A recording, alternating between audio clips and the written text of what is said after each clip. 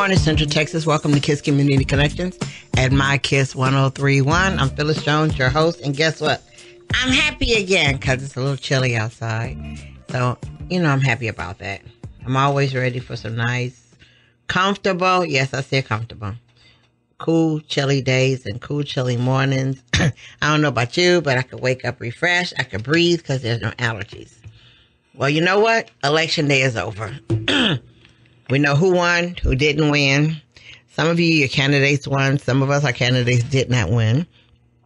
In Killeen, we do have a historical moment because we have the first ever African-American commissioner, county commissioner, Mr. John Driver. So that's a plus. That's pretty good because we can see we're moving up and together. And I know since the election is, everybody's at the rest stage and you're thinking, okay, I did my job. I went and voted. I don't have to do anything else. That's not true. That isn't true. Because guess what? Our work has just begun. Yes, we did elect our new elected officials. They are being sworn in January 1st, and they're all ready to do their jobs. But guess what? If we don't tell them what we need them to do, they'll do what they want to do and assume that they're doing the right thing. So you know what we need to do? Now's the time to contact them to tell them what we need them to do. Because it's much like little children. You promote them to a new grade, and if you don't tell them what to do, they do what they want to do, and it's not always correct. It's not always in their best interest. So, now that we voted for them, now that they're going to be in place January 1st, it's not your time to rest. So don't take the big breather and go, shh, I voted. Nope. Now that you did vote, it's time for us to go to work, to make them go to work. What I mean is this. Let's start with the local level. We elected a new county commissioner. Well, for those of you who don't know what a county commissioner does, you need to go study. And we need to let them know what we need for our county. We need to let them know what Bell County needs. We need to let them know what Bell County wants. We need to find out what committee he sits in. Because I don't know if you realize that. When a city council person wins the city council, they sit on committees that belong to the city, but they sit on committees. Well, the same thing happens to your county commissioner. They sit on county committees that the county, takes care of, and what they sit on those committees, and they're effective, and they vote, and they work, and they judge them, and they do all that, but they're on committees, much like the city council person. They're just on county committees. So we need to talk to our county commissioner. We need to see what the budget is. Much like we care about the budget for the cities of Killeen and Hark Heights and Cove and all that, and Temple, we care about how their city budget is. Well, guess what? We need to equally care about the county's budget. We need to know where their finances are going. I know that, we say, you gotta learn this, you gotta learn that, you learn this, cramming everything into your head, but it's not too much. As long as we have our smartphones, and we use them smartly, and you got a tablet with you, everything is at your fingertips. So it's not like you have to sit down and buy a book, buy a magazine. It's there at your fingertips to read at your own leisure. But it's something we need to do. We need to talk about it. We need to go back. The same groups we formed when we were voting. When we were talking about candidates, the same meetings when we just stopped and say, hey, listen, what do you think about A, B? What do you think about him? What do you think about her? Well, we need to go back to those same groups and say, okay, you know what? This person is our new county commissioner. What do we want for the county? Veterans, your veterans court. Are you happy with your veterans court? Do you know you have a veterans court, first of all? Do you know how to get to the veterans court? And I don't mean physically get there, but do you know how, if you have a case in this court and you want to transfer it to the veterans court, do you know how to do it? Do you really know how? Well, your county commissioner is one who's in charge of the veterans court. And I'm saying it because we have a lot of veterans in Bell County. So do you even know about the access to it? Did you even know we had one? Hey, does it need funding? Is it rolling right? How is it going? Does anybody know? Or does anybody care to know? And don't say, I don't plan on ever using it, so I don't know. I really don't care about it. Well, you never know what's going to happen. You never know what somebody's going to do. So since you don't know what's happening and what anybody's going to do, you need to find out. Veterans, you all need to know how the Veterans Court is running. Your rights as a veteran might be taken away or something happened to them crazy where you need the Veterans Court. And that's under your county commissioners. So we need to talk about that. We need to see how the detention center is doing, and a lot of things that we don't think belong to the county that does. We need to study, find them, and see how they're going. We need to talk to our new commissioner to see where his thinking skills are. Is he focused only on one area? Is he focused on a broad area? We need to talk to them. We need to find out, because remember, since we put them in there, they still belong to us. We put them in. They need to know, if you don't do your job, we're going to take you out. So we need to remember that they work for us. We do not work for them. Legislators, people, those who live in District 54, we have a new legislator, brand new legislator. And, you know, I don't know, his name is Brad Buckley, because you can mention his name because he is elected our new legislator for District 54. But you know, I heard a lot of people say they voted for him because he was a good veterinarian. That confused me real good. Everybody who said that to me, you really confused me, because you said he was a good veterinarian. And you know, a legislator doesn't work with animals. They work for people. And I just say the comparison of the two, but I don't know what him being a good veterinarian had to do with him being a good legislator. I don't know what that meant. I was completely thrown off when somebody said that, because to myself, I'm like, they didn't really say that. They did not say that, but they did say that. So I was totally confused about that all the way around. But anyway, he is free. If you, like I said, if you live in District 54, he is your new legislator. So what is he going to talk about? What is he going to do? Where is he going to go? What's his vote going to be? How's his vote going to be for charter schools? How's it going to be for public schools? Is he going to, what is his viewpoint on special ed? Because as we know, Texas got sued for special ed because they put a cap on there and that's illegal. So what is he going to do about that? What does he think about our police officers and what they're doing and how they're regulated? What does he think about anything? How does he think about the voter ID rule that we have in Texas? Does he think it's right? Does he think it's unfair? How does he feel about that? Do we know? No, you don't know. Most likely we don't. But since he's in there, it's time to call him up. Call him up, email him, and say, hey, listen, this is what I want you to do for your time. You know, and they'll tell you by right, they're sworn in on January 1st. He doesn't know what committee he's going to be on because the lieutenant governor selects the committees that they're going to be on. So, and each of them would be on there. So when you find out what committee he is in and you have any issues that deal with that particular committee, contact him. Now, you can contact him for everything else because he is your legislator. But also remember that each legislator also, once again, is on a committee.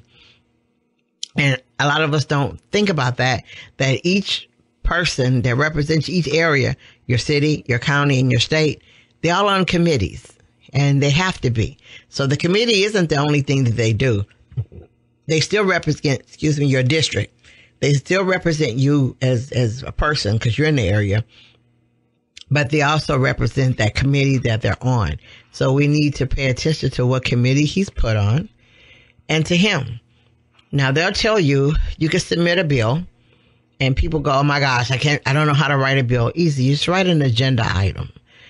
You write up an item that's a pet peeve for you. Something that you want changed, something that you want worked. And it might not be one thing. It might be 4 or 5. But you write them up. All you do is write what it is. And let's just say, let's use the voter ID. Let's go into the voter ID and see how will we give it to our legislators. Okay. If I was going to give the voter ID change to a legislator first, I would tell them that you have people that are, I'll say from 75 and up. When they were born, a lot of their states that they were born in did not print birth certificates for them. They didn't get a birth certificate. They got a piece of paper from the hospital saying they were born, but they didn't get a certified stamped birth certificate. So that disenfranchises them and makes them have to go buy an ID card in order for them to go and vote. So they're being disenfranchised at that point. So that could be one arguing point. The other arguing point is how many people in the state of Texas actually, before we had this voter ID bill, how many people committed voter fraud in Texas before this happened? How many? 1, 2, 10,000? How many people? How many people? So I would go back and research and to tell you, 5 people before this voter ID bill was passed committed voter fraud. 5 people. 5. That's it. Then I'll go into why we need to get rid of it. That will go to why we need to get rid of it. And what the remedy would be is we go back to the way it was. Show your voter registration card. But we always think that, I said, once we put the person in office that we can go home and sit down, and you can't.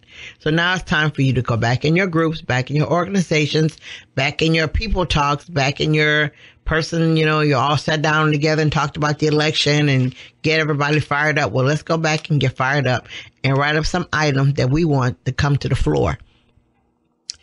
Now, a lot of people say that, I don't know, January 1st is the date that you hit that all your legislative bills or your legislative agenda. If you belong to an organization, you set an agenda, and your agenda is just the same thing, where you list things that you want done and brought to the floor for this legislative session, which will start January 1st.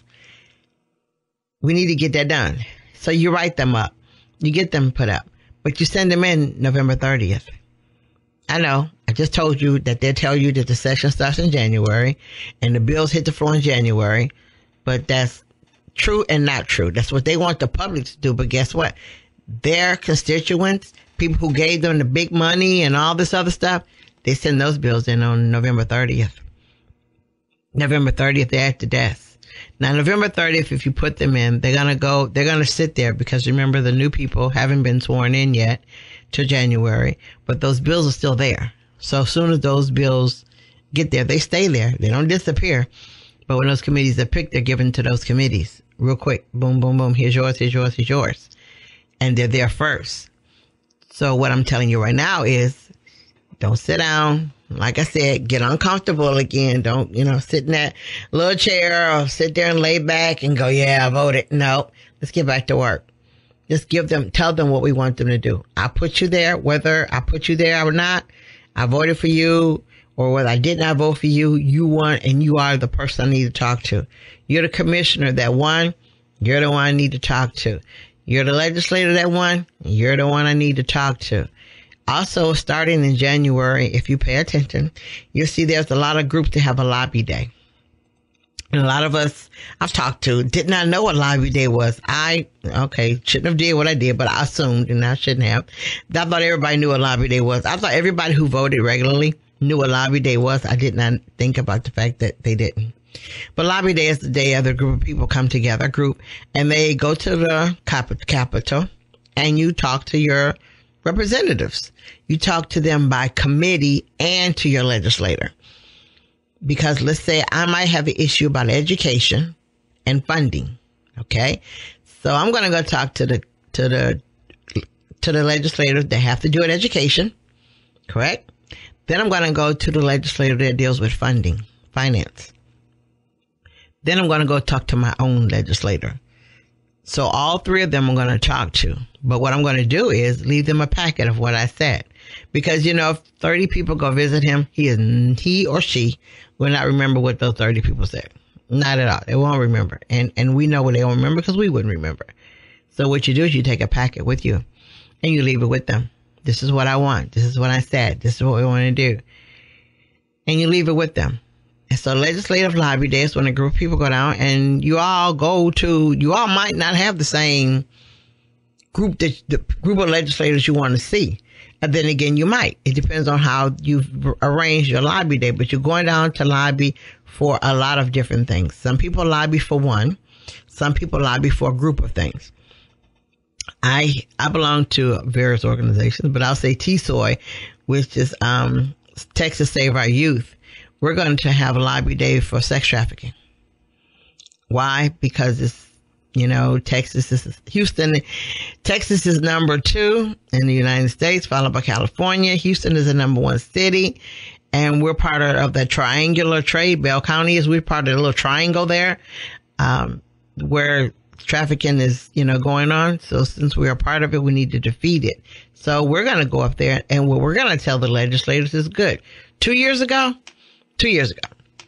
you opened up all these, counseling sessions. You approved all of these things needed for those children when they're brought back from sex trafficking, when they're recaptured and, brought home. You approved of all these agencies to do what they need to do, but you didn't fund them. So you approved them, but you didn't fund them, so they can't function. So what we're going to do, we're going to go down there and lobby to fund them. Fund those organizations. Will we have facts? Yes. We're going to have facts with us. We're going to go down there with facts, with the fight. And we're fighting for our children. But we're going to go there, and I'll let you know as we go on, you want to when we're going. So if you want to go, you can also join us. There's no fee to join us to go down there. It's simple. We're going to Austin, and we're going to lobby the legislators. I mean, we're going to talk to every last one that we know we could talk to that has anything to do with trafficking. Remember that. We're going to talk to them. Then we're going to talk to our own legislators. You always talk to your own, but you can talk to them too. And we're going to leave them behind a packet. Like I said, we will have stats for Bell County. Yes, we will. We'll have stats for Bell County, and we'll have stats for Texas. We will have the reasons, which is crazy. I know. But you have to have the reasons you want them to fund these committees. We'll have all that with us when we go. But we're going to go strong, and that's what we're going to go for. So we're only going to go for one thing. Just one. That's because of who we are. Now, I belong to other organizations. I'll say, okay, everybody knows I belong to the NAACP. I'm the state education chair. We have 17 committees within the NAACP that all function to do what we do. So we will have a legislative lobby day next year, but we will cover a gamut of things. I will only cover education. The Veterans Affairs chair will cover veterans. So each state chair will have their own agenda of what we want to cover. Our agenda, all put together, will almost be a little booklet. When we go for lobby day, I will go to everybody that deals with education. Remember, it's more than one. It's education and funding. And then I'll go see my own legislator. And then we'll go on from there. Everybody will see the legislator that deals with their area, and then they'll go see the main one, your main legislator who's actually yours in your area. You should always do that. But we'll do that. But like I said, we will have more than one because we have more than one committee that's going. So we'll all set our agendas, put them all together in a packet. Does it take time? Yes. Is it worth it? Yes. Do we have results? Yes, we do. So I'm saying again, it's time to get to work. Another way to get to work is this. You know, if you follow your legislators, I'll start in January 1st. And you can read once a week. You can read it usually on Thursday or Friday, what they're going to be talking about the next week. Things that's going to be on the agenda for next week will be on there. And I'm telling you this because I'm telling you we need to go back to get to work and stop I voted and I can sit down. So on Thursday and Friday, your legislators get packets that let them know what's coming on the floor Monday and Tuesday and Wednesday. That gives you ample time to send them what they call white papers. You know, beforehand, we would always say, let's get a petition together and send it to our legislators. And you get a petition together and you get 300 signatures on there and you send it to him and nothing happens. You know why? Because when he reads it, he's reading one piece of paper with 300 names on it. Wow, really? I don't mind him reading all those papers. I don't mind that. If I'm sitting in the session, go ahead and read it. I don't care. Now, let's take it up to 2018. He wants white papers. What does that mean? He wants 300 pieces of paper. Not one paper with 300 signatures. He wants 300 sheets of paper. Because guess what?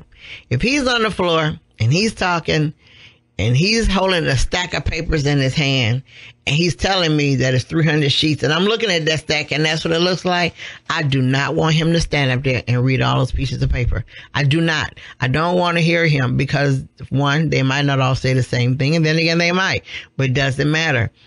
300 sheets of paper is a bigger threat to me than it is one sheet of paper with 300 names. You see what I'm saying? It carries a lot of weight. So I need you to, in groups, your organizational groups, your political action groups, your watchdog groups, all those, I need us to start looking on the agenda on Thursday and Friday to see what's coming up for the week, next week. Or contact your legislator and tell him you want to know what's coming before the floor the next week. Make him work. Make him send you an email. It won't be him, be one of his legislative aides, but it doesn't matter. Make them send you the agenda for the next week. Read it. Actually read it. And if you read it, you'll be surprised by some of the things that you read that they're actually going to vote on. And then you get a group of people together and say, hey, we're going to send them 300 letters. We're going to send them 500 letters. We're going to send them letters. but the letters are called white papers. Why? Because it's a white sheet of paper, I assume. But like I said, if you were sitting on the floor, if you were a legislator and I walk in with one piece of paper with 300 signatures, you don't care. You don't mind me reading them all. It's not going to take very long.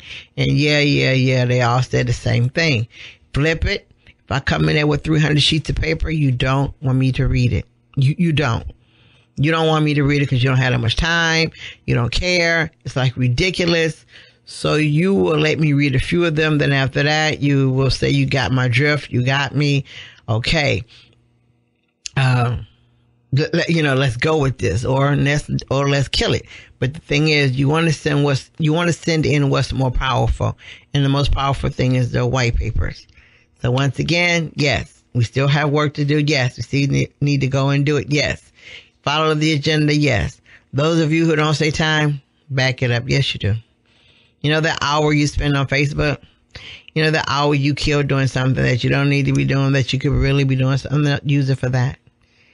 Go back to, we have smartphones, we have tablets, we have all these things at our fingertips. Utilize them, you know, because these people vote on when you wake up in the morning.